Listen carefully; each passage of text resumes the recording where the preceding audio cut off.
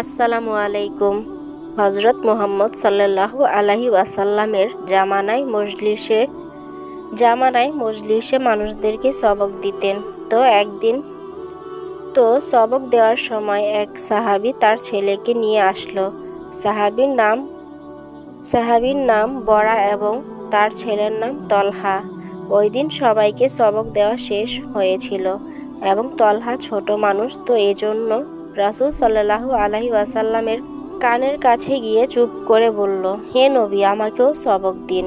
তখন রাসূলুল্লাহ সাল্লাল্লাহু আলাইহি ওয়াসাল্লাম তলহাকে বলল, তলহা, তুমি তোমার বাবার হাতে থাকা তরবারিটি নিয়ে তোমার বাবার কল্লাটা কেটে দাও।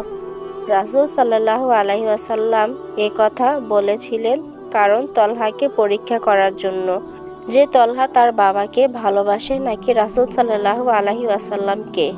তখন তলহা তার বাবার কল্লা কাটতে গেল। রাসূল সাল্লাল্লাহু আলাইহি ওয়াসাল্লাম তলহাকে বলল, এই তলহা, থামো। আমি তো ছেলের দ্বারা বাবাকে হত্যা করাতে আসিনি, বরং আমি শান্তি ও রহমত নিয়ে এই পৃথিবীতে এসেছি।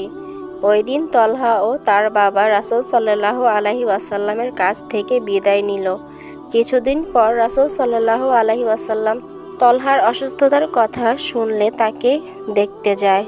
তলহার বাবাকে বলল যে তলহা যদি মারা যায় তাহলে আমাকে খবর দিয়েন, কারণ আমি তলহাকে গোসল কাফন দাফন করব, কেননা সে আমার একজন ছোট খাঁটি আশেক। তারপরে কিছুদিন পরে তলহা মারা গেল এবং দাফন কাফন করা হলো, কিন্তু রাসূল সাল্লাল্লাহু আলাইহি ওয়াসাল্লামকে জানানো হয়নি। রাসূল সাল্লাল্লাহু আলাইহি ওয়াসাল্লাম যখন খবর পেলেন তখন তলহার বাবাকে গিয়ে বলল, হে বরা, তোমার ছেলে যে মারা গিয়েছে তুমি জানাওনি কেন?